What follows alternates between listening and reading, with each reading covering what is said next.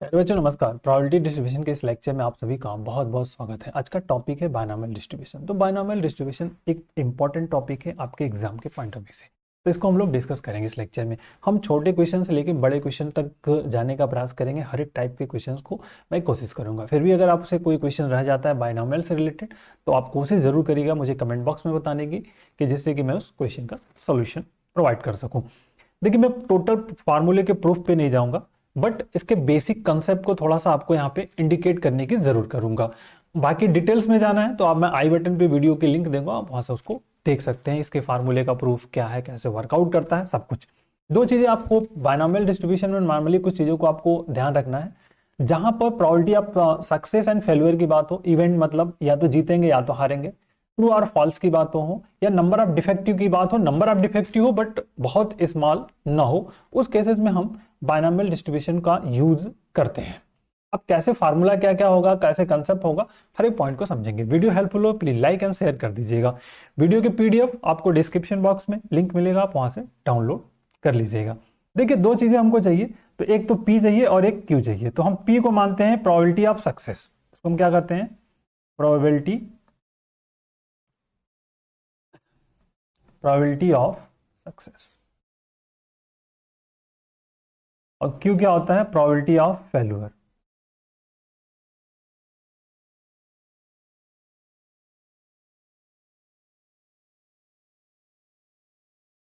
ठीक है, पी पहला हो गया। पी और क्यू दो नेसेसरी चीजें हैं, और इनका sum P plus Q equal to क्या होता है? 1।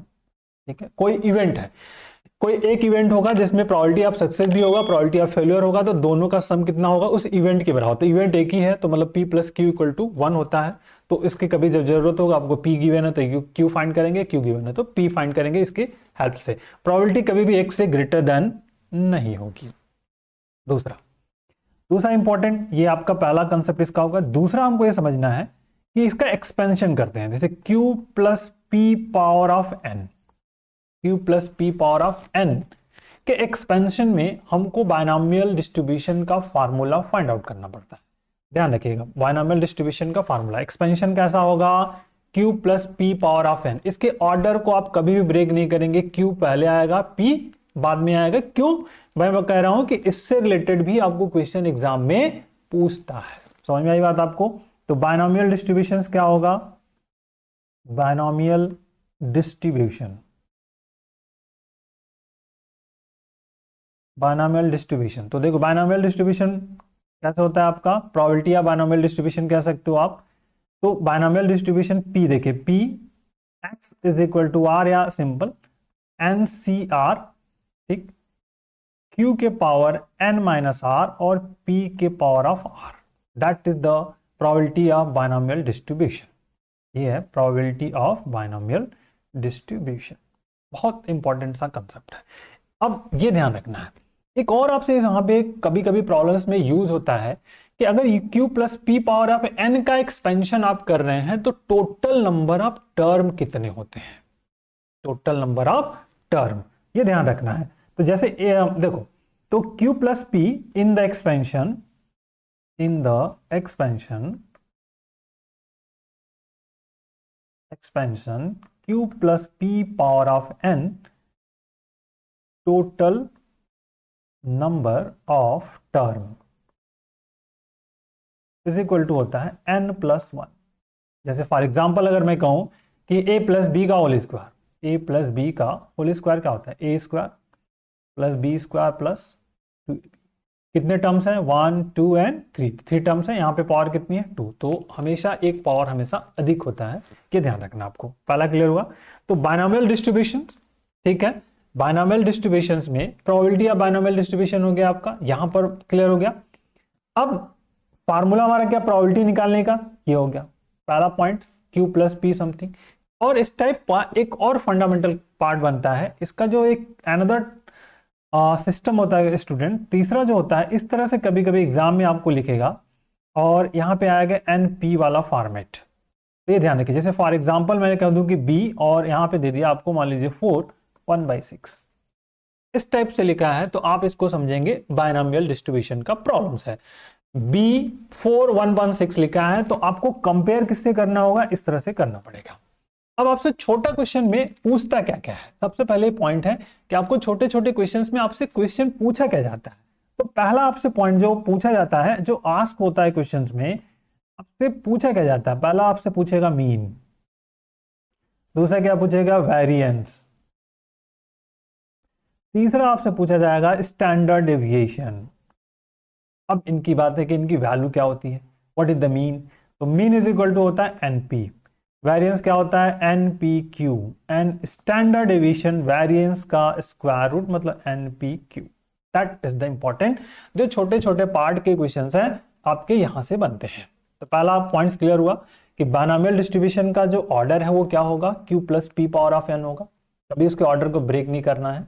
P equal to X plus R क्यों करते हैं, क्योंकि जो ये बायनॉमियल डिस्ट्रीब्यूशन का जो फार्मूला ड्राइव हुआ है, प्रोबेबिलिटी ऑफ बायनॉमियल डिस्ट्रीब्यूशन का जो फार्मूला ड्राइव हुआ है वो Q plus P power of n से ही डिवाइड हुआ है, ड्राइव हुआ है, तो इसके ऑर्डर को आप ब्रेक नहीं करेंगे।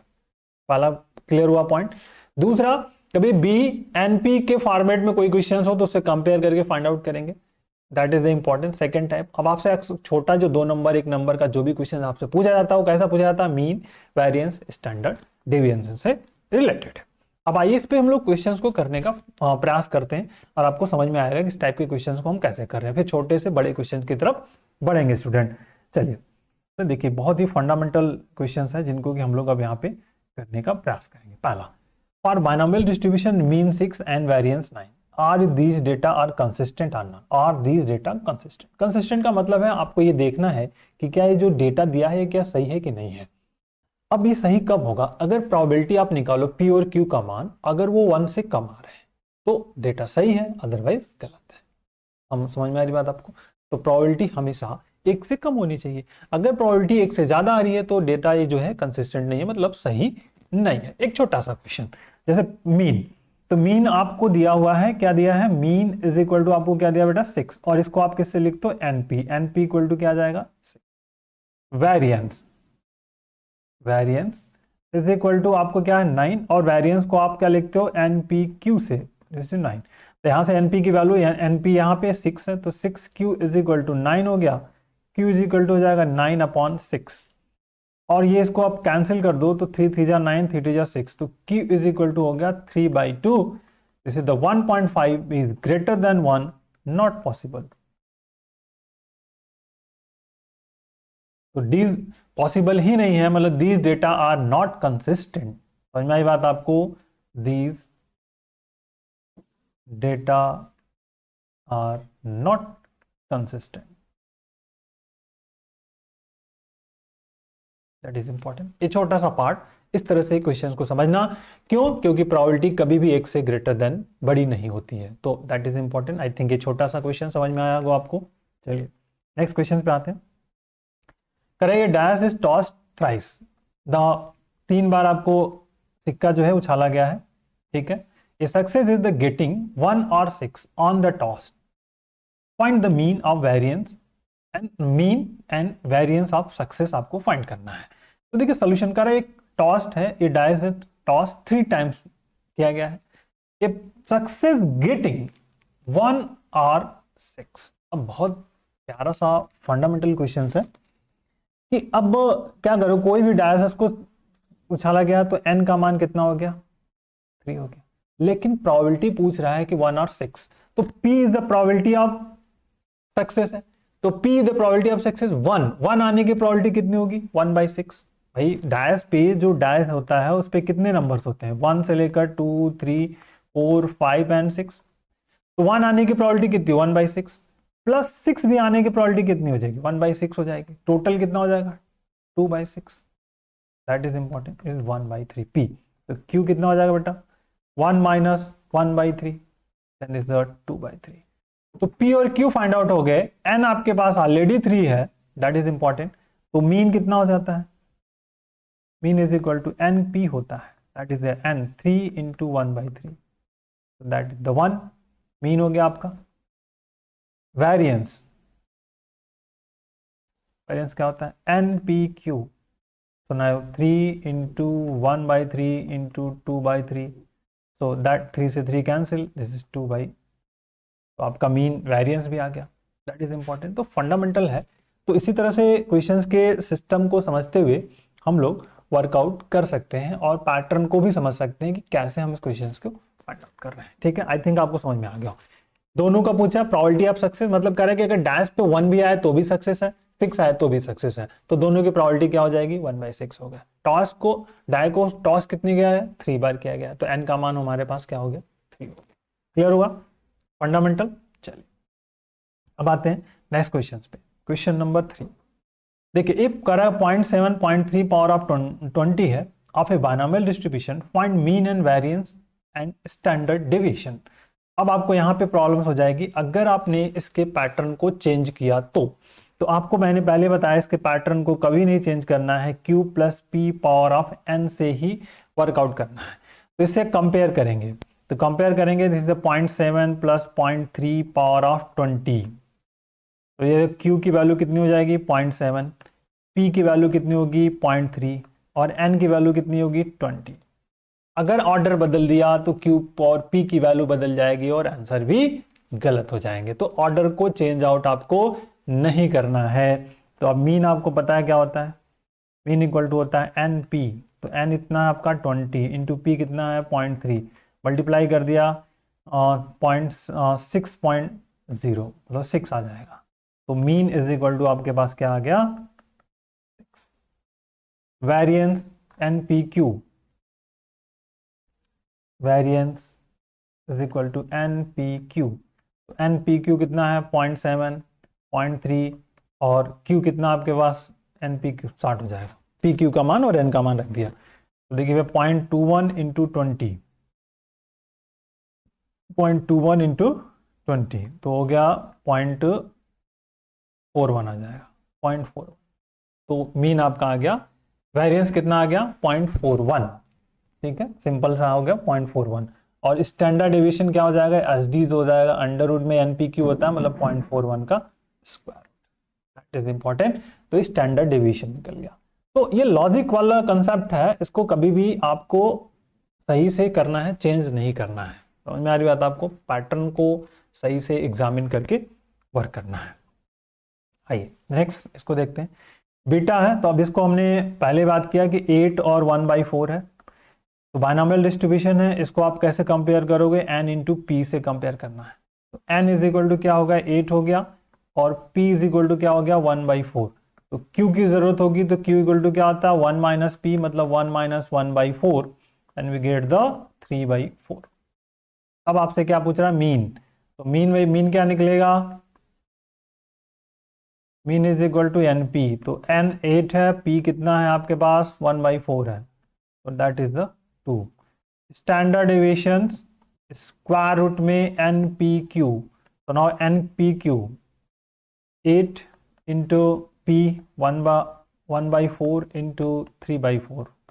ठीक है, तो अब सिंपल ये क्या आ जाएगा आपका 8 3/4 और समथिंग, तो इसको कैंसिल कर दिया तो यहाँ से 2 हो जाएगा 6/4 अंडर रूट्स में, दैट इज 6/4 अंडर रूट में, या आप चाहो तो अंडर रूट 6/2 लिख सकते हैं, अंडर रूट 6/2 भी लिखा जा सकता है। तो दैट इज द आंसर।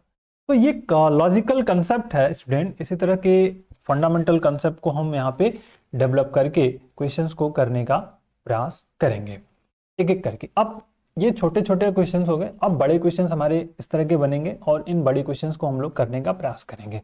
करेंगे coin toss 12 times, the find the probability getting 4 head, ठीक है, एटलीस्ट 1 हेड, एटमोस्ट 4 हेड। अब बड़ा क्वेश्चन है कि एटलीस्ट, एटमोस्ट और एग्जैक्टली इसकी मीनिंग आपको पता होनी चाहिए। एटलीस्ट की जब बात करेंगे तो हमेशा आपको ये ध्यान रखना है कि कम से कम की बात कर रहा है, मतलब एटलीस्ट 1 कर दिया तो कम से कम 1 होगा, मतलब 1 2 3 4 5 एनीथिंग, जो भी जितने डेटा होंगे वो सब मिलेंगे। एटमोस्ट की बात कर रहे हैं तो अधिक से अधिक होगा, उससे कम जितना आएगा सब होगा, तो ये ध्यान रखना है। एटमोस्ट की जब बात करेंगे तो अधिक से अधिक जितना होगा सब। क्लियर हो गया, तो ये ध्यान आपको रखना है। अगर इस पॉइंट को आप ध्यान में रखते होगे, क्वेश्चन कोई भी क्वेश्चन आराम से सॉल्व हो जाएगा। तो आते हम लोग इस पे फोकस आउट करते हैं बायनॉमियल। एक कॉइन टॉस 12 टाइम्स, तो मतलब n का मान आपके पास 12 है, पहला निकल गया। Find the probability getting 4 head something and. तो अब देखिए कॉइन की बात करना है, तो probability of head, probability of tail, तो दो ही पॉसिबिलिटीज होगी। तो पहला आप मान लोगे कि let probability of head is equal to P, तो टेल की प्रोबेबिलिटी कितनी हो जाएगी, क्यू हो जाएगी, probability of head and tail. और चूंकि कॉइन है तो किसी कॉइन को उछालोगे आप तो कितना होगा, या तो 1/2 1/, हेड टेल होगा, हेड टेल पॉसिबिलिटीज है। तो probability P is equal to कितनी हो जाएगा 1/2, और क्यू इज इक्वल टू भी कितना होगा 1/2।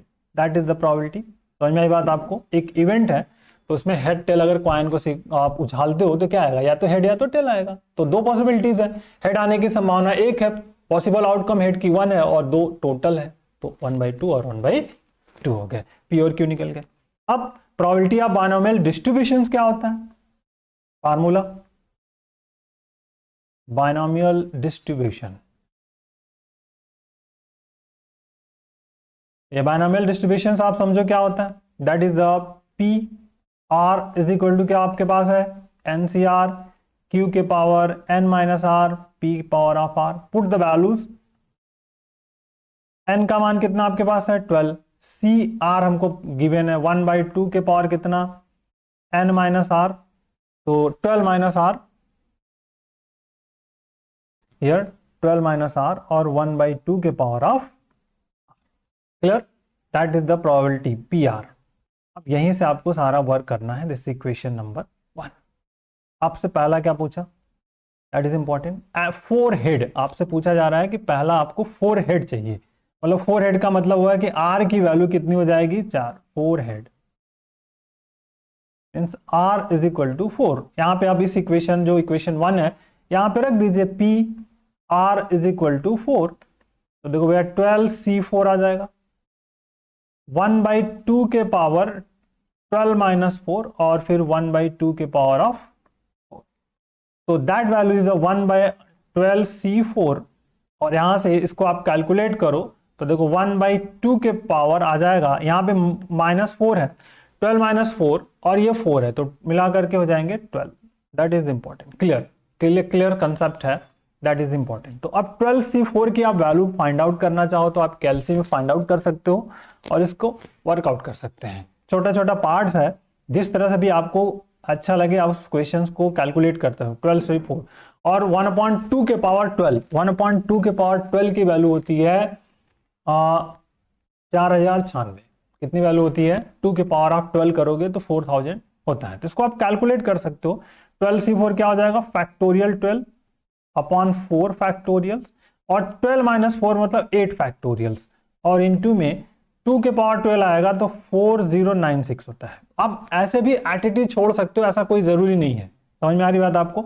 अब कैलकुलेशन करना है तो ये देखो 12 into 11 into 10 into 9 into 8 factorials और divided by 4 into 3 into 2 into 1 into 8 factorials into 1/4096। अब इसको आप कैलकुलेट कर लीजिए, कैंसिल करिए। देखिए 4 थीजा 8 से 8 फैक्टोरियल खत्म, ठीक है। अब 4 थीजा 12, तो 4 थीजा 12 यहाँ से 12 खत्म, और फिर आपका बचा 2 5 जा 10 भी यहाँ से खत्म। That is important. तो भैया 11 5 जा 55, 55 इंटू 9 अपॉन 4096, ठीक है। 9 5 जा 55, 9 5 जा 45 एंड 9 5 जा 45 एंड 4 49, तो 49 upon 4096, 4096। That is the probability किसकी हो गई, R is equal to 4। 4 head आने की प्रोबेबिलिटी हो गई 495/4096। क्लियर हुआ पहला पॉइंट्स। तो इस तरह से कैलकुलेट करके आप क्वेश्चंस को सिंप्लीफाई कर सकते हो बेटा, और इसको वर्कआउट में हम कर सकते हैं। समझ में आई बात आपको। चलिए दूसरा पॉइंट क्या पूछ रहा है आपसे, दूसरे पॉइंट की बात करेंगे, ध्यान समझिएगा। अब आपसे कह रहा है एटलीस्ट 1 हेड, 12 टाइम उछाला गया तो 12 हेड आ सकते हैं। समझ में आ रही बात। आपसे पूछ रहा है एटलीस्ट 1 हेड बेटा, मतलब कम से कम एक हेड आना चाहिए, ठीक है, कम से कम एक हेड, मतलब एट लिस्ट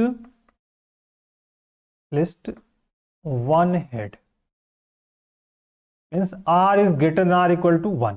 तो r ग्रेटर देन का मतलब क्या हो गया, r is equal to 1 2 3 4 5 6 7 8 9 10 11 and clear हुआ, दैट इज इंपॉर्टेंट। तो अब आपसे ये पूछा गया है P R greater than or equal to 1, तो P1 plus P2 plus P3 plus dot dot करके हम चले जाते हैं P12 तक। अब ये तो संभव नहीं है, संभव है लेकिन टाइम टेकन है कि अगर P1 से लेकर के P12 तक की वैल्यू को हम निकालें एंड पुट आउट करें हियर, तो आएगा तो जरूर लेकिन टाइम टेकन है। अब इसके लिए हम लोग क्या करेंगे, एक स्मार्ट तरीका यूज करेंगे। क्या करेंगे, स्मार्ट तरीका यूज करेंगे। Sum of all probability is equal to क्या होता है बेटा, 1 होता है। सम ऑफ ऑल प्रोबेबिलिटी कितना होता है, 1 होता है। इस कंसेप्ट को हम लोग यहां पर यूज करने वाले हैं कि sum of all probability is equal to 1. It means P0 plus P1 plus P2 plus up to P12 is equal to क्या होगा, 1 होगा। आपको फाइंड क्या करना है, P1 से लेकर के P12 की वैल्यू, P1 से लेकर के P12 की वैल्यू। तो P1 से P12, P1 plus P2 plus P3 P12 is equal to क्या आ जाएगा, 1 माइनस P0 आ गया, 1 माइनस P0। तो बस 1 माइनस P0 को हम फाइंड आउट कर लेंगे, then we get the answers. तो इट मींस हमें जो प्रोबेबिलिटी फाइंड आउट हो गई है P R greater than or equal to 1, this is the 1 minus P0। और PR आपको पता है, क्वेश्चंस में ऑलरेडी आपको गिवन है। PR जो हम लोगों ने फाइंड आउट किया है 12 CR है, 1/2 के पावर 12 माइनस आर और 1/2 के पावर ऑफ आर है। तो इसमें वैल्यू पुट कर दीजिए, आर के रिप्लेस पे 0, तो 1 माइनस 12C0 1/2 के पावर 12 माइनस 0 1/2 के पावर ऑफ 0। तो 1 माइनस 12C0 की वैल्यू 1, ये हो गया 1/2 के पावर ऑफ, या 1 minus 1/4096। That is clear. LCM ले लीजिए, 4096 minus 1/4096, 4095 upon 4096। That is the probability of R is greater than or equal to 1 at least. Okay clear. तीसरा क्या पूछा आपसे, क्लियर हो गया आप थिंक, आपको कंसेप्ट। आइए इसमें क्या कर रहा है, at most 4 head, at most 4 head, अधिक से अधिक 4 हेड आने चाहिए। हमारी बात, एट मोस्ट 4 हेड मतलब अधिक से अधिक, मतलब R is less than or equal to 4। R का मान अधिक से अधिक 4, मतलब आर 0 भी हो सकता है, 1 भी, 2 भी, 3 भी और 4 भी। ये वैल्यूज आपको यहां से फाइंड आउट करनी पड़ेगी और फिर पुट करेंगे। ठीक है, देखिए तो P R less than or equal to 4, तो P0, P1, P2, P3 और P4। ठीक है, दैट इज इंपॉर्टेंट की। अब आप कैलकुलेट करो, then you can simplify. P0 की वैल्यू, तो P0 हम निकालेंगे तो 12C0, ठीक, 1/2 के पावर ऑफ 12 माइनस 0 एंड 1/2 के पावर ऑफ 0। कहां पे रखना है, जो बायनोमियल डिस्ट्रीब्यूशन हमारा ये है, इसी में रखना है। ये जो बायनोमियल डिस्ट्रीब्यूशन का फार्मूला हम लोगों ने निकाला है, इसी में r को चेंज करना है बस। 12C1 1/2 के पावर ऑफ 12 माइनस 1 1/2 के पावर ऑफ 1, 12C2 1/2 के पावर ऑफ 12 माइनस 2 1/2 के पावर ऑफ 2, प्लस 12C3 1/2 के पावर ऑफ 12 माइनस 3 एंड 1/2 के पावर ऑफ 3, प्लस 12C4 1/2 के पावर 12 माइनस 4 एंड 1/2 के पावर ऑफ 4। ये क्लियर हुआ। अब आप देखो क्या क्या वैल्यूज यहाँ पे हमको फाइंड आउट हो सकता है। 12C0 की वैल्यू कितनी होती है 1, 1/2 के पावर 0, 1/2 के पावर मतलब 1/2 के पावर यहाँ पे 12 कॉमन हो जाएगा, प्लस 12C1, 12C1 की वैल्यू होती है 12, तो 12 हो गया। इन दोनों को कंबाइन करके सॉल्व कर लो तो आ जाएगा फिर से 1/2 के पावर ऑफ 12, ठीक, प्लस 12C2। अब आपको केएलसी अलाउ होता है तो आप 12C2 की वैल्यू केएलसी में भी फाइंड कर सकते हैं, हम सेपरेट भी फाइंड कर सकते हैं, जिस तरह से आपको सुटेबल हो उनकी वैल्यू को फाइंड करना। तो 12C2 जैसे मैं यहाँ पे फाइंड कर रहा हूं तो देखिए क्या आ जाएगा, फैक्टोरियल 12, फैक्टोरियल 2, फैक्टोरियल 10 आएगा। तो सिंपल आ जाएगा 12 इंटू 11 इंटू 10 फैक्टोरियल्स अपॉन में क्या आ जाएगा 2 इंटू 1 इंटू 10 फैक्टोरियल। तो 2 से काट दिया 6 मतलब और ये कट गया तो 66 आ जाएगा। 1/2 के पावर कितना आ जाएगा, क्लियर हुआ, समझ में आई बात आपको। अब आइए 12C3, next is the important. अब क्या है 12C3 की वैल्यू, तो 12C3 की वैल्यू फिर से फाइंड करनी पड़ेगी। 12C3 तो क्या हो जाएगा फैक्टोरियल 12, फैक्टोरियल 3 और फैक्टोरियल 9, क्लियर।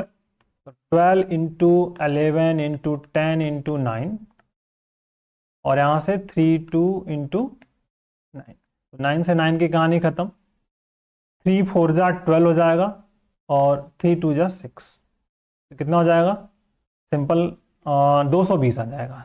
110 और गुणित कर दिया तो 220, तो 220 1/2 के पावर ऑफ, क्लियर। देखिए और 12C4, अब 12C4 की वैल्यू यहाँ से 12C4 की वैल्यू निकालेंगे, सेम पैटर्न बेस पर 12C4 की वैल्यूज, 12C4 फाइंड करिए, फैक्टोरियल 12, फैक्टोरियल 4, फिर फैक्टोरियल 8 हो जाएगा, 4 12 माइनस 4, तब यहाँ से 12 इंटू 11 इंटू 10 इंटू 9 इंटू 8 और यहाँ से 4 3 2 1 इंटू 8 फैक्टोरियल, तो 4 3 12, तो देखिए 12 से 12 खत्म, ठीक है। अब इसको यहाँ से मल्टीप्लाई कर दिया, 2 5 जा 10, तो 11 5 जा 55 और इंटू 9, तो 9 5 जा 495 हो जाएगा, 495 आ जाएगा। तो 4C ये इसकी वैल्यू हो जाएगी 495 इंटू 1/2 के पावर ऑफ 12, क्लियर। इसको हटा देता हूं अभी यहां से। अब भैया 12 कितना कॉमन है, 1/2 के पावर ऑफ 12 सब में कॉमन है, देखिए 1 plus 12 plus 66 plus 220 plus 495 add करिए, that is the clear important की।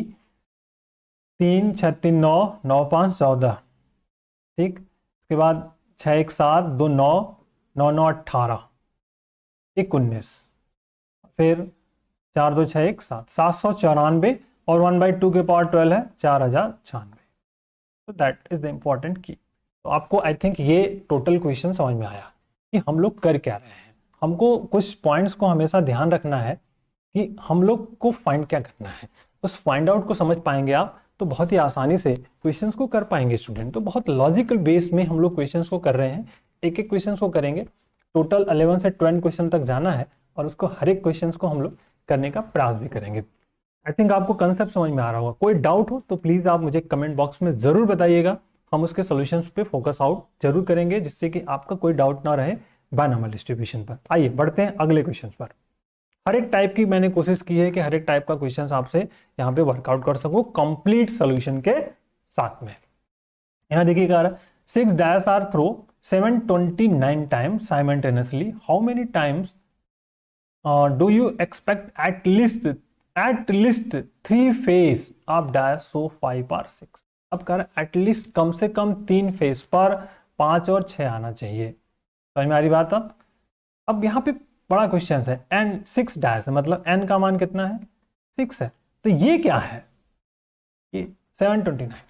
जब किसी भी घटना को अगर बार बार रिपीट किया जाता है तो इस टाइप का जब क्वेश्चन आता है तो हम लोग पूछते हैं, इसको एस्टिमेटेड फ्रीक्वेंसी का प्रॉब्लम कहते हैं, एक्सपेक्टेड फ्रीक्वेंसी का प्रॉब्लम बोलते हैं, तो ये ध्यान रखना है। तो कैपिटल एन को क्या है 720, फिर लास्ट में हम लोग 729 से मल्टीप्लाई कर देंगे, then we can find out the number of faces, कितने ऐसे फेस मिलेंगे। डैश का प्रॉब्लम से 5R6 पूछ रहा है, तो जो डाई होता है उस पे कितने नंबर्स होते हैं बेटा, 1 2 3 4 5 6। तो P is the probability, P is the probability of success. तो 5, अगर 5 आ रहा है तो भी सक्सेस, 6 आ रहा है तो भी सक्सेस। तो 5 कितनी बार है, 1 बार, मतलब इसकी प्रोबेबिलिटी कितनी होगी, 1/6। 6 कितनी बार है, 1/8, तो इसकी प्रोबेबिलिटी कितनी होगी, 1/6। तो टोटल 2/6 या फिर 1/3। That is the probability of P। Q कितना हो जाएगा, 1 minus P। So this is 1 minus 1/3, we get the 2/3। तो P और Q फाइंड आउट हो गया, N फाइंड आउट हो गया। Now binomial distribution, binomial distribution.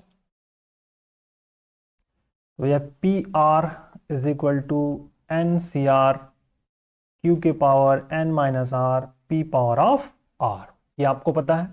Put all this value, N की वैल्यू कितनी, 6, R की वैल्यू हमको फाइंड करनी है। तो now PR is equal to 6CR, Q 2/3, तो दिस इज द 2/3 के पावर 6 माइनस R, P 1/3 के power of R। This is equation number.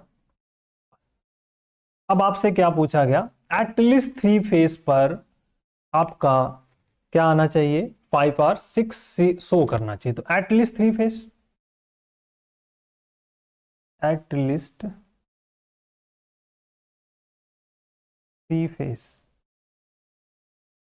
तो एटलीस्ट मतलब R greater than R equal to 3। At least 3 face का मतलब यही हो गया कि R का मान जो होगा क्या होगा, less than R equal to 3 होगा, sorry greater than R equal to 3। देखिए R का मान हमको क्या लेना है, at least greater or equal to 3। तो अब P जो आपका है R greater than R equal to 3 है, इट मीन्स आपको क्या निकालना है, P3, P4, P5 और P6। ये आपकी कहानी, क्योंकि टोटल कितने हैं, 6 डैश आपके पास है। तो P3 से लेकर के P6 तक आप इस वैल्यूज को फाइंड आउट कर सकते हैं। ये पहला तरीका हो गया। दूसरा, सम ऑफ ऑल प्रोबेबिलिटीज आपको पता है, उससे भी फाइंड आउट हो सकता है। तो दोनों कंसेप्ट को यूज कर सकते हैं। तो हम बड़े डेटा की तरफ नहीं जानते, तो हम जानते हैं कि we know that sum of all probability, मतलब P0, P1, P2, P3, P4, P5 और plus P6 is equal to क्या हो जाएगा, 1 हो जाएगा। तो हमको क्या चाहिए, P3 से P6 तक चाहिए, इसको माइनस कर लेंगे, सिंपल आ जाएगा आपका। P3 से लेकर के plus P4 plus P5 plus P6 is equal to हो जाएगा 1 minus P0 minus P1 minus P2। That's clear. तो बस अब यहाँ पे वैल्यू को पुट करिए एंड सिंप्लीफिकेशन की तरफ चलिए। तो PR greater or equal to 3, 1 minus common कर दें तो इनसाइड ब्रैकेट देखो P0। तो जो हमारा बायनोमियल डिस्ट्रीब्यूशन है यहाँ पे R इक्वल टू क्या रखना है, इस वाले क्वेश्चंस में R इक्वल टू क्या रखना है, 0 रखना है, फिर 1 फिर 2। तो क्या आएगा 6C0 2/3 के पावर ऑफ 6 माइनस 0 और 1/3 के पावर ऑफ 0 प्लस 6C1 2/3 के पावर ऑफ 6 माइनस 1 1/3 के पावर ऑफ 1 प्लस 6C2, तो या प्लस यहाँ पे 6C2 2/3 के पावर ऑफ 6 माइनस 2 एंड 1/3 के power of. Clear, that is important. अब इसको कैलकुलेट करना है। 1 माइनस, देखो 6C0 की वैल्यू होती है 1 इंटू 2/6 के पावर है यहाँ पे, तो 2 पावर 6 हो जाएगा और यहाँ पे 3 के पावर ऑफ 6 प्लस 6C1 की वैल्यू होती है 6, 1/3 के पावर 0 करेंगे तो 1 या उतना ही आता रहता है। 6C1 की वैल्यू 6 यहाँ पे आ जाएगा, इंटू में देखो 2 के पावर ऑफ 5, 3 के पावर ऑफ 5 और 3 के पावर ऑफ 1, तो यहाँ पे टोटल मिला के हो गया 3 पावर ऑफ 6। इस वाले पार्ट को कैलकुलेट करिए। 6C2 की वैल्यूज आपको निकालनी है, तो 6C2 हो जाता है आपका 15। 6C2 की वैल्यू आप कैलकुलेट कर लो तो आता है 15, और 15 आता है तो यहाँ पे इंटू आ जाएगा 2 के पावर ऑफ 4 और यहाँ पे 3 पावर 4 आएगा, इसको कैलकुलेट करेंगे इस वाले पार्ट को, और 3 के पावर यहाँ पे तो आ जाएगा 3 के power of 6। Clear, that is the important. अब यहां से कैलकुलेट करिए 1 माइनस, देखिए 2 पावर 6, 3 पावर 6, तो 2 पावर ऑफ 6 कितना हो जाएगा 64। यहां पे कितना हो जाएगा 6 इंटू 32 प्लस 15 इंटू 16, 3 पावर 6 सब में है, 3 पावर 6 यहाँ पे हो जाएगा समथिंग इंपॉर्टेंट। 1 माइनस, अब देखो 64 प्लस 6 दूनी 12 और 6 18 के 19, 192, 192, ठीक है, प्लस 15 छक्का 90, अब 15 कम 15 9 24, 240 बटे में 3 पावर 6 का मतलब होता है 7 to 9। क्लियर करिए इसको अब, देखिए that is there 1 minus, but यहां से ऐड कर लेना है 4 to 6, ठीक, 4 2 6 हो गया, यहाँ 0 है, कोई दिक्कत नहीं, 4 और 6 9 4 13 4 17 और फिर यहाँ पे 2 1 3 1 4, 476 और 7 to 9। क्लियर हुआ, दैट इज इंपॉर्टेंट। अब इसको आप माइनस कर दो, 7 to 9 minus 476 upon 7 to 9, subtract करिए और देखिए क्या वैल्यू आ रही है, दैट इज इंपॉर्टेंट। तो 9 में से 6 निकल गया 3, यहाँ 12 11 में से 11 में से यहाँ पर 11 में से 7 चला जाएगा तो 4 आ जाएगा, 4 नहीं आना चाहिए, यहाँ पे आना चाहिए 3, तो कुछ गलत हो रहा है, कुछ तो पे मिसिंग हो रहा है। चल देखते हैं, एडिंग के टाइम पे मिस देख लेते हैं। 4 2 6 ये आ गया, ठीक है, 6 9 6 15 4 19 होता है, 9 9 6 15 4 19 19, 496 आएगा, 496। तो 496 हो गया, तो अब यहाँ 9 में से 6 गया 3, 12 में से 9 चला जाएगा 3, और यहाँ पे 6 में से 4 गया 2, 233 अपॉन 7 to 9। ये प्रोबेबिलिटी किसकी मिली, r ग्रेटर देन और इक्वल टू 3 की। क्लियर हुआ। अब आपको ध्यान रखना है कि आपसे पूछा है कि कितने नंबर ऑफ फेसेस होंगे जिस पर की आएगा हम जब फेंकेंगे, तो 729 है, इस n से इसमें मल्टीप्लाई कर देंगे और आपका वर्कआउट हो जाएगा। तो नंबर ऑफ फेस आप फाइंड करना है, नंबर ऑफ फेसेस, तो n into P R, 7 to 9 into 233 upon 7 to 9, ये इससे कैंसिल हो गया, 233, कितना 233 फेस ऐसे होंगे जब हम फेंकेंगे तो कम से कम 1 फेस मतलब 5 पर 6 आएंगे। क्लियर। तो ये इस टाइप का जो कंसेप्ट बेस है ना, इसी को हम लोग यहाँ पे समझने का प्रयास कर रहे हैं। ठीक है, चलिए नेक्स्ट क्वेश्चन पे आते हैं। क्वेश्चन नंबर 6 था आई थिंक, और नंबरिंग 6, ठीक है 7 पे बात करते हैं। 7 is the most another important question है, फंडामेंटल है बट इंपॉर्टेंट क्वेश्चन है आपके पास। चलिए देखते क्या कह रहा है क्वेश्चन में। पहला कह रहा है कि if 10% bolts are produced by a machine are defective, 10% bolt हैं आपके डिफेक्टिव्स हैं। Determine the probability that out of 10 bolt chosen at random, अगर 10 बोल्ट हम चूज कर रहे हैं तो उसमें आपसे पूछ रहा है कि number of non defective, at least 1 defective, at most 2 bolt डिफेक्टिव्स। Non defective मतलब आर 0, नॉन डिफेक्टिव मतलब आर क्या 0, एटलीस्ट मतलब आर इज ग्रेटर देन और इक्वल टू 1, एट मोस्ट मतलब आर लेस देन और इक्वल टू 2। इतनी कंसेप्ट बेस दिया है, बट आपसे कह रहा है कि डिफेक्टिव चाहिए, तो 10% डिफेक्टिव है, मतलब आप मान लो कि P V the probability of defective, P V the probability of defective मतलब पी का मान क्या अगर 10% है तो 10 अपॉन क्या हो जाएगा 100, मतलब 1/10 पी का मान हो गया। So what is the Q, P plus Q equal to 1 होता है तो 1 माइनस पी हो जाएगा, तो 1 माइनस 1/10 इट मीन्स 9/10। क्लियर हुआ, तो क्यू निकल गया। अब एन कह रहा है कि एन आपको 10 बल्ब चूज कर रहे हैं, तो एन का मान कितना है 10। क्वेश्चंस में यहाँ पे दिया हुआ क्या सेलेक्ट कर रहा है, क्योंकि 10 बोल्ट आर चूजन कर रहा है तो कोई कह रहा है नो डिफेक्टिव होना चाहिए और कुछ भी, तो दैट इज इंपॉर्टेंट। तो पहले तो फार्मूला हमको चाहिए, तो पहले फार्मूला लिखेंगे binomial distribution.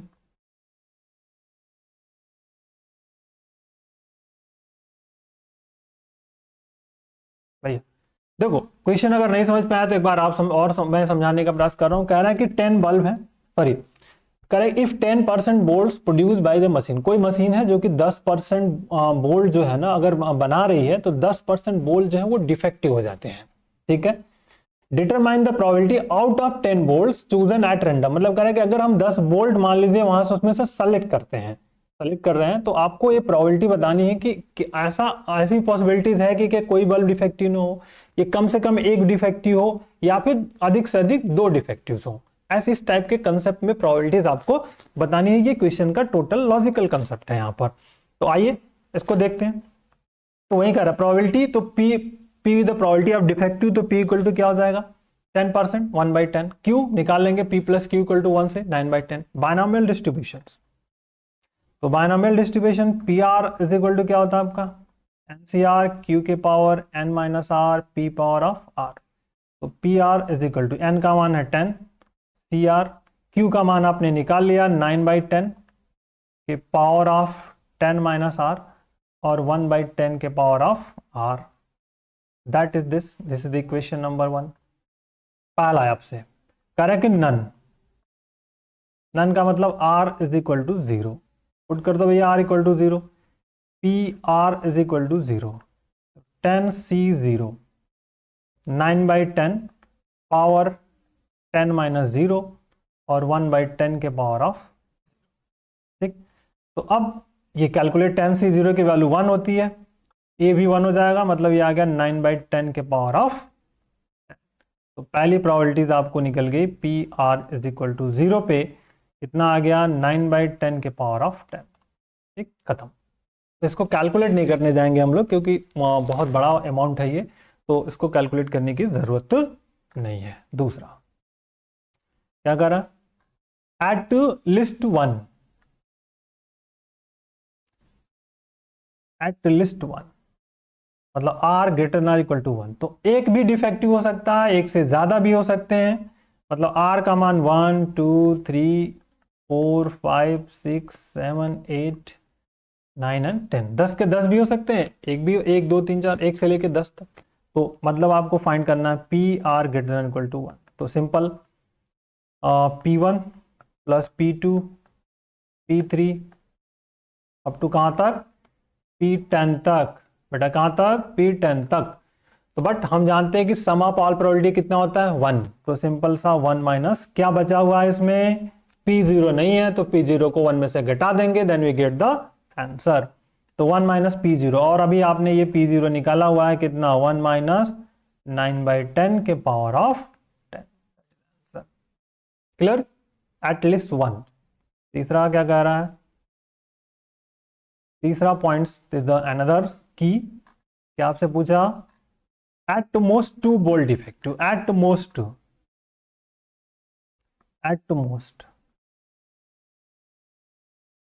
2 defective, R less than or equal to 2, अधिक से अधिक 2, मतलब पी आर लेस देन 2 है, तो क्या फाइंड करना आपको P0 P1 और P2। तो अब इसके आगे का काम आपका होमवर्क का, आप इसको घर पे ट्राई करो, वैल्यूज को पुट करके यानी कैलकुलेट दिस पी की वैल्यू 0 1 2 3 यहाँ पे पुट करना, 1 पुट करना, 2 पुट कर देना और इसमें फिर कैलकुलेट कर लेना, ठीक है।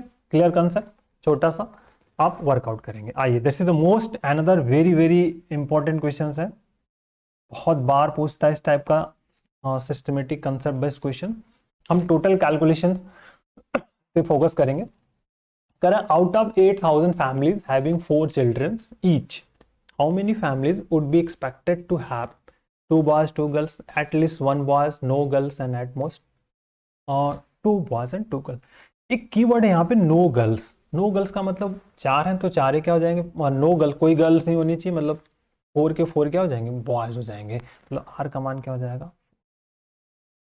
अब यहाँ पे बॉयज की प्रोबेबिलिटी आपसे ज्यादा पूछ रही है, तो प्रोबेबिलिटी हम मान लेंगे कि let P be the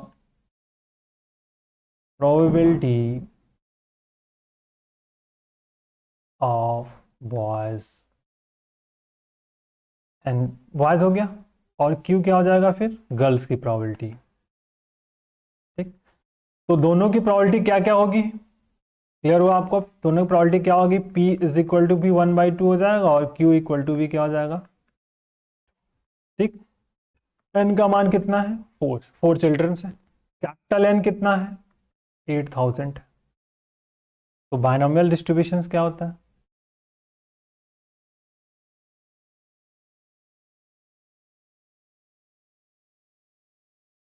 binomial distribution PR N C R Q के power n minus R P power of R, put all these values, PR 4CR 1/2 के पावर n माइनस R मतलब 4 माइनस R और 1/2 के power of R। This is equation number 1। इस पे यहाँ पे हम लोग चाहें तो इसको सॉल्व कर सकते हैं, बेस सेम है, पावर ऐड करके तो सिंपल R कैंसिल हो जाएगा, फिर 1/2 के पावर 4 आएगा, बट बाद में हम लोग ट्राई करेंगे, बट समथिंग अभी ये बेसिक हो गया। अब क्या पा रहा है, 2 बॉयज 2 गर्ल्स, अगर 4 बच्चे हैं तो 2 बॉयज हो जाएंगे, तो अगर R का मान 2 लेंगे तो 2 गर्ल्स ऑटोमेटिक हो जाएंगे। समझ में आ रही बात आपको, 4 ही है ना, तो R का मान 2 ले लिया पहला, कि 2 बॉयज एंड 2 गर्ल्स, मतलब R का मान कितना लेना है, 2 ले लेना है, सिंपल। तो R का मान 2 यहाँ पे कंसिडर कर लीजिए, तो PR इज इक्वल टू 2 कितना हो जाएगा, 4C2 1/2 के पावर ऑफ 4 माइनस 2 इंटू 1/2 के पावर ऑफ 2। क्लियर, 4C2 की वैल्यू होती है 6, 4C2 की वैल्यू कितनी होती है 6, और इंटू में आ जाएगा 1/2 के पावर ऑफ 4। इसको सिंप्लीफाई कर लीजिए, अगर आप चाहो तो ऐसे लिख सकते हो कि a power of m into a power of n होता है, तो a के power of m plus n होता है। तो अगर इन दोनों को ऐड कर दोगे तो 2 2 कैंसिल हो जाएगा, फिर 1/2 के पावर 4 ही बचेगा। तो ये बात, दैट इज इंपॉर्टेंट। और 1/2 के पावर 4 कितना होता है, 16 होता है, तो that is important, 6/16 PR is equal to. तो number of families having 2 boys and 2 girls, कितने हैं, 8000 है, उसमें से 6/16 से मल्टीप्लाई कर देंगे, 16 × 25 80, 500 और 6 × 5 30, 3000 ऐसी फैमिली होंगी जिन पे 2 बॉयज एंड 2 गर्ल्स होंगे। क्लियर हुआ, ठीक है, that is a normal technique है। एटलीस्ट 1 बॉय, कम से कम एक बॉय कह रहा है, दूसरा एटलीस्ट 1 बॉय, मतलब R greater than or equal to 1, R का मान 1 भी, 2 भी, 3 भी, 4 भी हो सकता है। मेरी बात मतलब आपको क्या निकालना, R greater than or equal to 1 है तो आपको निकालना है P1 P2 P3 P4। तो इतना प्रॉब्लम हम लोग करना ही नहीं है। सम ऑफ ऑल प्रोबेबिलिटी कितना होता है 1, P0 से लेकर P4 कितना होगा, 1 होगा, तो सिंपल यहाँ क्या आ जाएगा, 1 माइनस P0। ठीक है, तो 1 माइनस P0 अब हो गया 4C0, समझ बात, 4C0 आ जाएगा, और 1/2 के पावर क्या आ जाएगा, 4 माइनस 0 और 1/2 के पावर ऑफ 0। कहाँ पर, ये जो आपका फार्मूला है इसी में R इक्वल टू क्या रखना है, 0 रख देना है, इस वाले फॉर्मेट में 0 रखना है, then you can calculate this 4C0। अब इसको कैलकुलेट कर लो आप,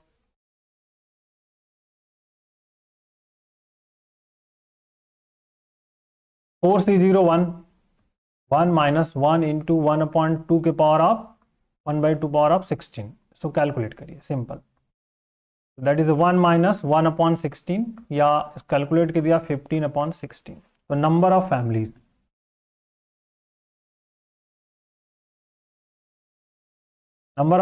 हैविंग एट लीस्ट 1 बॉयज होता है 8000 इंटू 15/16, 16 × 25 80, 500, 15 × 25 75, 7500।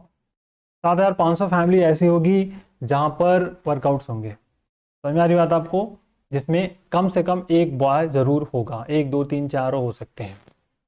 तीसरा पॉइंट कह रहा है नो गर्ल्स।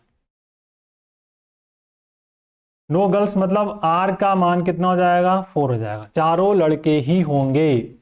नो गर्ल्स मतलब चारों लड़के ही होंगे, समझ में आई बात। तो PR is equal to 4, 4C4 1/2 के पावर ऑफ 4 माइनस 4 और 1/2 के पावर ऑफ 4. तो दैट इज द 4C4 1/2 के पावर 4 हो जाएगा. ये आपकी 4 माइनस 4 किसी भी नंबर के power 0 1. So that is the 1/16. तो नंबर ऑफ फैमिलीज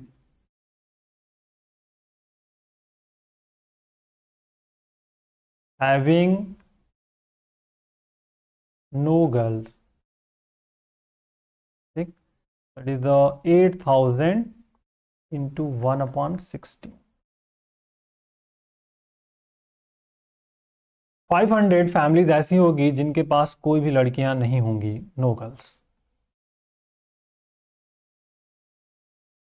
और चौथा आपसे क्या पूछ लिया यहां पर, एट मोस्ट 2 बॉयज, अधिक से अधिक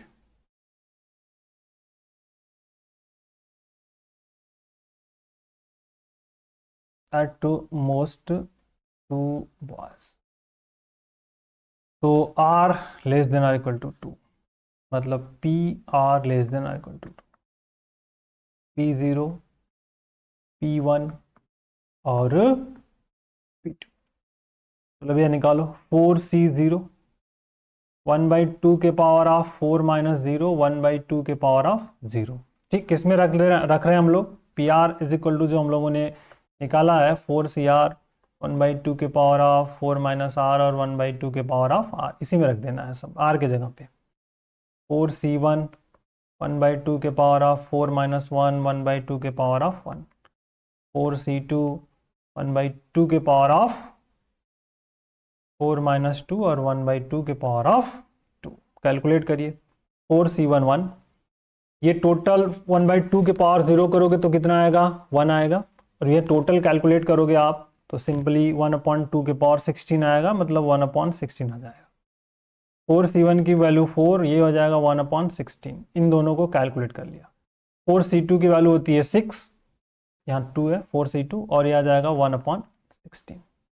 कैलकुलेट एलसीएम ले लिया, 16 एलसीएम, तो 1 + 4 + 6, तो 11 11/16 11/16 हो जाएगा. अब इसको आप अप्लाई कर लो, नंबर ऑफ फैमिलीज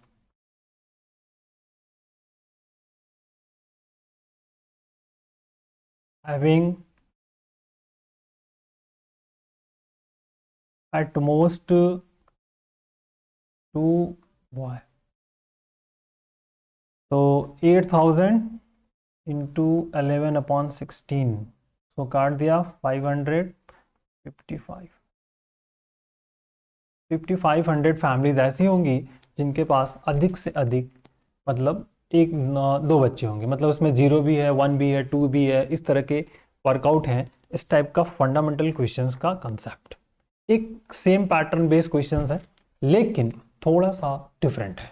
थोड़ा सा क्या ये डिफरेंट है. कह रहा है कि out of 320 families with 5 childrens each, what percentage would be expected to have 2 boys 3 girls. अब यहाँ पे परसेंटेज आपसे पूछ रहा है, समझ में आ रही बात, आपसे परसेंटेज पूछ रहा है, समझ में आई बात. तो क्या करेंगे आप, पहले तो प्रोबेबिलिटी निकालें, फिर उसके बाद हम लोग सोचेंगे कि परसेंटेज कैसे निकालते हैं. हम पहले नंबर ऑफ फैमिलीज निकाल लें, फिर हम बहुत ही आसानी से इस पैटर्न को पार्ट को कर पाएंगे. ठीक है, आइए देखते हैं. देखिए सिंपल, तो ऊपर की तरह है, बट थोड़ा सा व्हाट परसेंटेज निकालना आपको. तो परसेंटेज कैसे निकाला जाए, 100 पे निकालते हैं हम लोग, तो उसी को समझने का यहाँ पे प्रयास करेंगे. तो देखो भैया n = 5 चिल्ड्रंस हैं, 5 चिल्ड्रन n हो गया. कैपिटल N हमारे पास कितना है, 320 है. ठीक है, इसका यूज करेंगे. Would be expected to have, अब तो मान लीजिए 2 बॉयज एंड 3 गर्ल्स हैं, एटलीस्ट 1 बॉयज है, तो हम मानते हैं कि P is the probability of boys है. ठीक है, तो कितना होगा 1/2, और Q is the probability of girls है, 1/2 है. ठीक, तो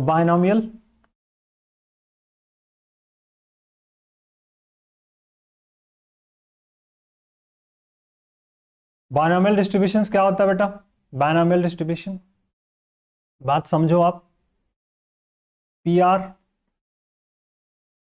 NCR q के power n minus R p power r। So now P R is equal to 5c r का मतलब r ही रहेगा 1/2 के पावर ऑफ 5 माइनस आर और 1/2 के power of is equation number 1। सब कहानी। अब r का मान यहाँ पे पहला लेंगे, 2 बॉयज कह रहा है एंड 3 गर्ल्स है, तो r अगर आप 2 सेलेक्ट करते हो तो 5 में से सीधा सीधा है कि अगर 2 बॉयज हैं तो 3 गर्ल्स हो जाएंगे ऑटोमेटिक्स। क्लियर हुआ? तो बस यहाँ पे निकालो पहले p r is equal to 2, 5c2 1/2 के पावर ऑफ 5 माइनस 2 और 1/2 के पावर ऑफ 1/2। 5c2 की वैल्यू अब आपको फाइंड करनी होगी। 5c2, तो 5c2 की वैल्यू होती है 10, बट कैलकुलेट कर लेते हैं हम लोग, इधर कैलकुलेट कर लेते हैं। फैक्टोरियल 5, फैक्टोरियल 2, फैक्टोरियल 3, तो 5 4 हो जाएगा, फैक्टोरियल 3 हो जाएगा, 2 इंटू 1 इंटू फैक्टोरियल 3, 3 से 3 कैंसिल, 2 5 हो जाएगा, 10 हो जाता है। तो 10 इंटू 1/2 के पावर 3 हो जाएगा, और यहाँ से इसको कट दिया, मतलब 1/2 के पावर ऑफ टोटली कितना आ जाएगा, 1/2 के पावर 32, सॉरी 1/2 के पावर ऑफ 5, तो आ गया 10/32। सिंपल, 10 अपॉन कितना आया, 32, दैट इज द प्रोबेबिलिटीज। ठीक, अब नंबर ऑफ फैमिलीज की बात कर रहे हैं, तो अगर नंबर ऑफ फैमिलीज कितने होंगे, नंबर ऑफ फैमिलीज,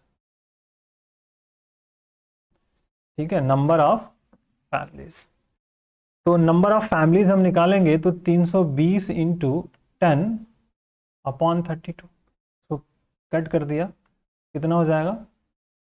अभी नंबर ऑफ फैमिली निकाल लो, परसेंटेज नहीं निकाल लो, ध्यान रखिएगा।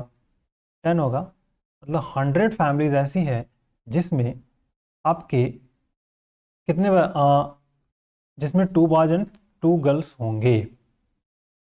ठीक है, 2 बॉयज एंड क्या होंगे, 2 गर्ल्स होंगे। देखिए, तो यहां पर कर दिया मल्टीप्लाई, तो यहाँ क्या आएगा 100, तो 100 फैमिलीज ऐसी है जिसमें कि नंबर ऑफ बॉयज और 2 बॉयज एंड 3 गर्ल्स होंगे। लेकिन अब यहाँ पे मामला थोड़ा अलग है। क्वेश्चन आपसे जो पूछा है ना, उस पर बात करनी है आपको। क्वेश्चन आपसे क्या पूछ रहा है कि what percentage would be expected to have 2 boys and 2 girls. तो परसेंटेज कैसे निकाला जाता है ये ध्यान रखिएगा। 100 पे तो प्रोबेबिलिटी कितनी निकली है, P R is equal to 2 पे जो प्रोबेबिलिटी निकली है 10/32, तो इसको अगर हम डिवाइड कर दें तो आता है 0.3125। ये इतना पॉसिबिलिटीज है, तो परसेंटेज कितना हो जाएगा इसमें, 100 से क्या करेंगे हम लोग, मल्टीप्लाई कर देंगे, क्योंकि कितने नंबर ऑफ फैमिलीज है, इतनी है भैया। 100 से परसेंटेज तो ऐसे निकालते हैं ना, 100 से मल्टीप्लाई, 100 से मल्टीप्लाई करके हम परसेंटेज निकालते हैं। तो सिंपल सा अगर हम इसको परसेंटेज करें, percentage percentage of families having 2 boys and 3 girls is equal to 0.3125 into 100, कितना आ जाएगा 31.25 किया जाएगा आपका वर्कआउट्स। तो क्लियर हो गया, ये ध्यान रखना है, दैट इज इंपॉर्टेंट। ये बहुत फंडामेंटल क्वेश्चंस है। इस टाइप का क्वेश्चंस आपसे पूछता है तो ये आपको जो प्रोबेबिलिटी निकले उसमें आप डायरेक्ट मल्टीप्लाई करके भी फाइंड कर सकते हो 31.25%। क्लियर हुआ कैसे कर रहे हैं हम लोग, डायरेक्टली। आई थिंक ये तो पहला। अब दूसरा क्वेश्चन में क्या कर रहा है, at least one boy, at least one boy, at least one boy, मतलब are greater than or equal to 1, कम से कम। तो या P R greater or equal to 1 मतलब 1 minus sorry P1 P2 P3 P4 P5, 1 minus P0, sum of all probability is equal to क्या होता है, 1 होता है। तो सम ऑफ ऑल प्रोबेबिलिटी हम निकाल लेंगे 1, तो सिंपल 1 माइनस P0 मतलब 5C0, 1/2 के पावर ऑफ 5 माइनस 0 1/2 के पावर ऑफ 1 माइनस 1/32 निकल जाएगा, 31/32। क्लियर हुआ? समझ में आ रही बात आपको? कितना निकला? P जो R greater than or equal to 1।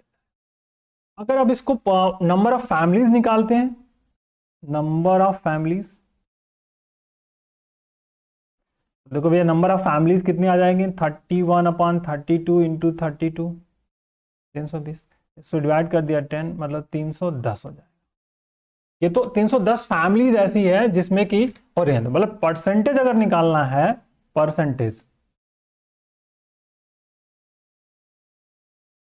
Percentage of families, ठीक है, हैविंग एट लीस्ट वन,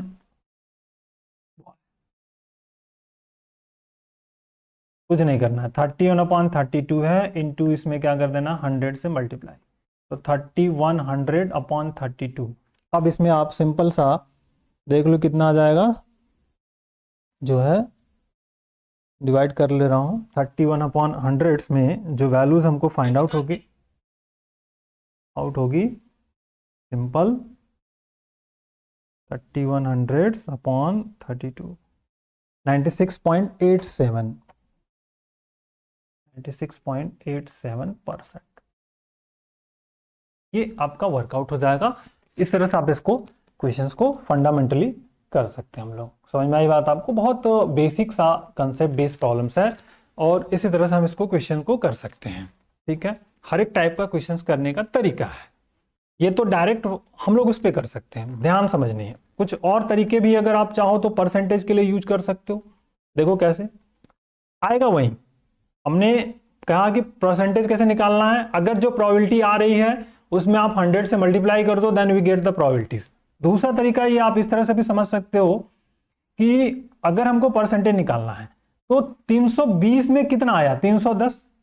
320 में से 310 ऐसी फैमिलीज हैं जिनमें कितने हैं, एटलीस्ट 1 बॉयज हैं, तो 1 पे कितना होता है, 310/320 हो जाएगा। इसलिए परसेंटेज किस पे निकाला जाता है, हमेशा 100 पे निकाला जाता है। तो 310/320 गुणित कितना, 100 कर देंगे, तो यहाँ फिर से आ जाएगा 3100/32। तो दैट इज इंपॉर्टेंट। तो इस तरह से कर सकते हो आप। तो हमेशा ध्यान रखना है, जब आपसे अगर कोई परसेंटेज का क्वेश्चन पूछेगा, अगर व्हाट परसेंटेज की बात करे, तो जो भी प्रोबेबिलिटी आप निकालोगे उस प्रोबेबिलिटी में 100 से मल्टीप्लाई कर देना है, and then we get the answer. समझ में आ रही बात? क्या करना है आपको, उसमें 100 से मल्टीप्लाई करना है, and then we get. Clear हुआ? नेक्स्ट आते हैं, बहुत ही अनदर बढ़िया सा प्यारा सा क्वेश्चन। डिफरेंट टाइप क्वेश्चन है बट लॉजिकल बेस्ड क्वेश्चन है, इंपॉर्टेंट है। करें कि binomial variables x satisfy the relation this, और when n equal to find p x equal to 1। अब आपको बाइनोमियल डिस्ट्रीब्यूशन में अगर कोई चीज फाइंड आउट करनी है, तो जैसे बाइनोमियल का जो फार्मूला होता है स्टूडेंट, होता है कि NCR q के पावर n माइनस r और p के power of r। What is the required? आपको रिक्वायर्ड क्या क्या है? n की जरूरत है, q की, p की और r की। तो देखो r भी दिया है, n दिया है, लेकिन p q नहीं दिया है। तो आपको जरूरत है p और q को फाइंड करने की। क्या जरूरत है बेटा? p और q को फाइंड करने की। तो p और q को हम फाइंड कैसे करेंगे, इसके बारे में समझेंगे। तो इस क्वेश्चन से p और q निकालेंगे।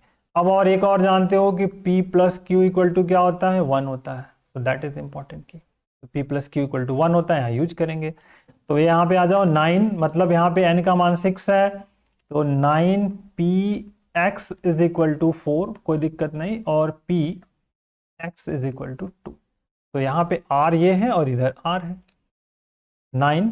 अब देखो 6, तो यहाँ जाएगा 6c4, q के पावर 6 माइनस 4 और p के पावर इधर राइट साइड में रखेंगे तो 6c2, r का मान 2, q के पावर 6 माइनस 2 और फिर p के पावर ऑफ 2। क्लियर? आप कैलकुलेट करो इसको। देखो भैया कैलकुलेट करना अच्छा सा काम। 9 6C4 की वैल्यू, अब 6C4 आपको सेपरेट फाइंड करो चाहे अदरवाइज लिख लेते हैं, फिर बात करते हैं। देखिए क्या 6C4 हो सकता है, फैक्टोरियल 6, फैक्टोरियल 4 एंड फैक्टोरियल 2, और यहाँ पे Q square P power of 4, factorial 6C2, factorial 2 and factorial 4 already, Q के पावर 4 और पी स्क्वायर। क्लियर, ये आपकी वैल्यू हमने यहां से फाइंड की। अब आपको बेटा देख लो क्या क्या पार्ट आपका कैंसिल हो रहा है। कौन सा पार्ट, देखिए ये पूरा टोटल यहां से कैंसिल हो जाएगा। क्यू स्क्वायर यहाँ है, पी पावर 4 यहाँ है, तो इसमें से आप चाहो तो कैंसिल कर सकते हो। पहले इसको लिख ले, 9p स्क्वायर क्यू के पावर पी के power of 9q square P power of 4 is equal to Q power 4 और पी स्क्वायर। अब यहां पर क्या क्या वैल्यू कैंसिल हो सकती है, इस पॉइंट को आप पॉइंट आउट कर लो, सिंपल। क्योंकि अब क्यू स्क्वायर से यहाँ क्यू स्क्वायर कैंसिल कर देगा, 1 2 बच जाएगा। पी स्क्वायर से पी स्क्वायर कैंसिल हो जाएगा, 2 बच जाएगा। मतलब यहाँ आ जाएगा 9p square is equal to Q square. तो 9p square is equal to, यहाँ पे क्यू स्क्वायर है, इसको आप लिख सकते हो 1 माइनस पी का होल स्क्वायर लिखा जा सकता है। क्यों?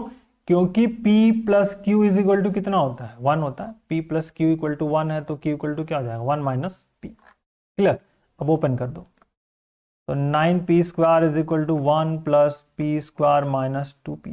सबको लेफ्ट में ले आइए तो ये हो जाएगा 8p स्क्वायर, और माइनस हो जाएगा, और प्लस 2p हो जाएगा, और minus 1 equal to 0। Find out the prime factor, जोड़ने पर 2 आना चाहिए और मल्टीप्लाई करने पर समथिंग। तो 8p square plus 4p minus 2p minus 1 equal to 0। Add किया 2p, मल्टीप्लाई करेंगे, इनके मल्टीपल के इक्वल्स आना चाहिए, 8p स्क्वायर और माइनस 1 के।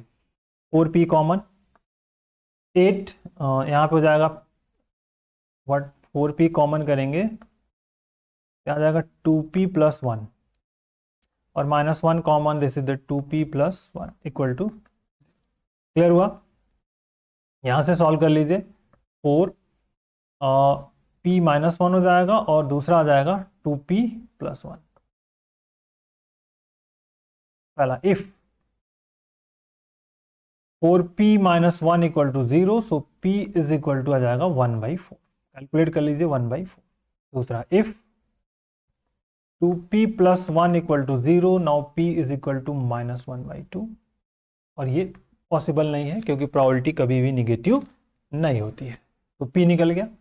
If you can find out p then find q, तो q क्या हो जाएगा, 1 माइनस p, तो 1 माइनस 1/4, ये वाला यूज करेंगे 1/4 वाला, तो p 3/4 हो जाता है। q क्या निकल गया आपको, 3/4। q आपको फाइंड आउट हो गया, 3/4 हो गया। अब आपको जो आपसे पूछ रहा है उसकी बात कर लीजिए और क्वेश्चंस को कैलकुलेट कर लीजिए। तो आपसे पूछा है कि px इक्वल टू 1 का मान, तो सिंपल सा p और q निकल गया है, तो 6c1 हो जाएगा, और q की पावर मतलब 3/4 के पावर क्या हो जाएगा, 6 माइनस 1, और 1/4 के पावर ऑफ, कैलकुलेट करिए, 6c1 6 होता है, इंटू हो जाएगा ये 3 के पावर ऑफ 5, 4 के पावर ऑफ 5 इंटू 1/4, तो 3 इंटू 3 के पावर ऑफ 5 अपॉन, और सर 6 इंटू, और यहाँ हो जाएगा 4 के पावर 6। अब इसको आप कैलकुलेट कर लो, then we get the answer. ठीक है, 3 पावर 5, 4 पावर 6 है, जो भी वैल्यूज आएगी इसको कैलकुलेट करके आप कैलकुलेट कर लीजिए, then we get the answer. तो ये सब फंडामेंटल टाइप ऑफ क्वेश्चंस है जिसको कि हम लोग कर रहे हैं। तो लॉजिकली होगा, इसी तरह से हम लोग अनदर क्वेश्चंस को करेंगे जो कि आपके एग्जाम के पॉइंट ऑफ व्यू से बहुत ही अच्छा होगा। आई थिंक मैंने कोशिश की है, बट कोई क्यूरीज हो, डाउट हो जाए तो आप जरूर मुझे बताने का प्रयास करेंगे, हम उसको सॉल्व करने के प्रयास करेंगे। एक बेसिक टाइप ऑफ क्वेश्चंस है, कभी कभी आपसे इस टाइप का क्वेश्चंस पूछ लिया जाता है, तो जिसकी चर्चा हम लोग यहाँ पे करने वाले हैं। करेगा fit A binomial distribution of the frequency data. अब आपसे क्वेश्चन डेटा में दे दिया है, तो सबसे पहले जरूरत क्या है, बाइनोमियल डिस्ट्रीब्यूशन में आपको क्या क्या नीड है, क्या क्या चाहिए, जरूरत क्या क्या है। तो पहला आपको p चाहिए, q चाहिए, r चाहिए, n चाहिए। ये इतनी वैल्यूज हमको फाइंड आउट करनी है, तब जाकर के बात बनेगी। आर जो एक्स है यही आपका आर है, एक्स क्या है आपका, यही आर है, बट पी क्यू एन तो चाहिए, तो पी क्यू एन कैसे निकलेगा, ये मेन इंपॉर्टेंट क्वेश्चन है। तो पहले जब कभी भी इस टाइप का क्वेश्चन डेटा दिया हो, चाहे बायनॉमियल में हो या पॉइसन डिस्ट्रीब्यूशन में हो, तो सबसे पहले आपको मीन फाइंड करना है। तो मीन फाइंड करेंगे, तो मीन इज इक्वल टू, आप जानते हो स्टूडेंट क्या होता है, summation of F x upon summation of F होता है, that is the value of mean. F x मतलब यहां से इसका मल्टीप्लाई करना है, simple, 0 × 2 plus 1 × 22 plus 2 × 63 plus 3 × 76 plus 4 × 96 and plus 5 × 56 divided by 2 plus 22 plus 63 plus 76 plus 96 plus 56, तो that is the mean. और इसको मैंने कैलकुलेट किया हुआ है, ऊपर जो न्यूमरेटर्स में आया हुआ है 1040 आया है, और डिनोमिनेटर्स में आएगा आपका 315, ठीक है। इसको 5 से डिवाइड कर सकते हैं, तो 5 2 10 हो जाएगा, 0 और 8, 208 अपॉन 5 6 30 और 5 3 15, 63, तो मीन आपको निकल गया। बट मीन से काम तो बनेगा नहीं, मीन से बात आपकी नहीं बनने वाली। मीन इज इक्वल टू है 208/63। अब इसकी सहायता से हमको एन और पी निकालना है, इसकी सहायता से क्या निकालना है हमको, एन पी निकालना है। तो और एन पी कैसे फाइंड आउट होगा, मीन इज इक्वल टू, आप जानते हो क्या होता है, mean is equal to N P, but what is N, what is N. अब एन की बात जैसे ही करो, 1 2 3 4 5 6 जैसे ही करेंगे, अगर एन बराबर 6 लिखा तो ये हो गया गलत। क्या हो गया बेटा, अगर एन बराबर आपने 6 माना, वैसे ही ये गलत हो जाएगा। अब तो एन क्या लोगे आप, सबसे पहला क्वेश्चन से होता है, डेटा हमारे पास 6 है, हमने आपको शुरुआत में ही बताया था कि इन the expansion of q plus P power of n में टोटल नंबर ऑफ टर्म कितने आते हैं। अगर हम बात करें कि q plus P power of n है, तो टोटल नंबर ऑफ टर्म कितने होते हैं, n+1 होते हैं। कितने होते हैं, n+1। तो ये टोटल नंबर ऑफ टर्म्स कौन कौन से दिए हैं, 1 2 3 4 5 6, टोटल नंबर ऑफ टर्म कितने हैं आपके पास, 6 हैं। और 6 जो किसके बराबर होगा, n+1 के, तो n+1 के बराबर होगा, मतलब n+1 की वैल्यू कितनी होगी, 6। काउंट करना है टोटल नंबर ऑफ टर्म कितने, 1 2 3 4 5 6, तो टोटल नंबर ऑफ टर्म कितने हैं, 6 यहां पर ध्यान से। तो यही लॉजिक यहां कंसेप्ट यही था कि total number of terms equal to कितना है, 6, और ये किसके बराबर होता है, n+1, तो n बराबर, तो n बराबर कितना हो जाएगा भैया, 5। n का मान कितना मिल गया, 5, और np ये दिया हुआ है आपका 208/समथिंग, तो np बराबर हो गया 208/63। अब यहां से p कैलकुलेट करेंगे, तो n का मान रख दीजिए 5p is equal to 208/63, p is equal to 208/5 × 63, 208 मानते हैं 15, 5 6 30, 31 315, और ये वैल्यू आती है 0.66 के पास। इसको डिवाइड कर देंगे तो 208/315, तो आता है कितना, 0.66 के। तो Q निकालेंगे, Q कितना निकलता है, 1 - P, तो 1 - 0.66, तो Q की वैल्यू आ गई 0.34। Q की वैल्यू कितनी आ गई, P भी आ गया, Q भी आ गया, और N भी कितना है आपके पास, 5। N की वैल्यू कितनी हो गई, 5 हो गई। तो अब आपको एक एक वैल्यूज को फाइंड करना है। फिट ए पॉइसन डिस्ट्रीब्यूशन कह रहा है, fit a Poisson sorry fit A binomial not Poisson, binomial distribution.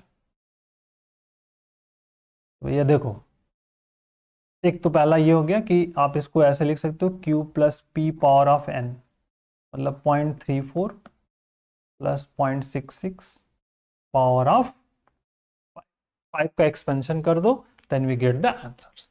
पहला कंसेप्ट ये हो गया। दूसरा, P R is equal to क्या है, एन सी आर, क्यू के पावर n माइनस आर और p के power r। Now P R is equal to n का मतलब 5CR, Q 0.34 power 5 minus R 0.66 power of r। अब x ही जो है, x ही आपका क्या है, ये जो x है ना इस क्वेश्चन में, x ही आपका r है। तो 1 बाई 1 आप पुट करोगे, putting r is equal to 0 1 2 3 4 और 5। तो अब एक एक वैल्यू को पुट करके कैलकुलेट कर लेंगे। तो आगे कुछ होमवर्क है, बाकी मैं यहाँ पे पुट कर दे रहा हूँ। तो पहले से P0 होगा तो क्या हो जाएगा, 5C0 0.3 पावर 4, 5 माइनस 0 0.66 के पावर ऑफ 0, तो आ जाएगा 0.34 के पावर ऑफ 5। ठीक है, P1 कितना हो जाएगा, 5C1 0.34 के पावर कितना, 5 माइनस 1 0.66 के पावर ऑफ 1, या इसको आप लिख सकते हो 5 इंटू 0.34 के पावर ऑफ 4 और 0.66 पावर ऑफ 1। ठीक, इसी तरह P2 5C2 0.3 के पावर 4 5 माइनस 2 0.66 का होल स्क्वायर। ठीक है, P3 5C3 0.34 के पावर ऑफ 5 माइनस 3 0.66 का क्यूब, एंड P4 5C4 0.3 के पावर 4 5 माइनस 4 0.66 के power of 4, last P5 5C5 0.34 और 5 माइनस 5 0.66 पावर ऑफ 5। तो दैट इज द प्रोबेबिलिटीज, और इसी को हम लोग कहते हैं फिट ए पॉइसन डिस्ट्रीब्यूशंस। तो इस टाइप के क्वेश्चंस में मेन आपका क्या था, n को निकालना, n ही मेन की था। n अगर आप निकाल लेते हैं then we can simplify this answer. इसी तरह का कंसेप्ट आप बायनॉमियल में यूज कर सकते हो, पॉइसन में यूज कर सकते हो। लैम्डा जो पॉइसन हम जब आगे आएंगे तो उसमें भी यही निकलेगा, वहां पे लैम्डा ही मीन होता है। तो जो पॉइसन में होता है वो मीन इंपॉर्टेंट होता है, तो वहां पे लैम्डा जब फाइंड करते हैं तो मीन के बराबर आता है। बट यहाँ पे अलग कंसेप्ट है, पी और क्यू चाहिए। तो that is the key of points. I think मैंने कोशिश की है हर एक टाइप के क्वेश्चंस को यहाँ पे करने की। वीडियो अगर कोई क्यूरीज हो तो आप जरूर मुझे कमेंट बॉक्स में बता सकते हो। वीडियो हेल्पफुल हो तो प्लीज़ लाइक एंड शेयर जरूर करें अपने दोस्तों में। Take care, thank you, bye bye, जय हिंद।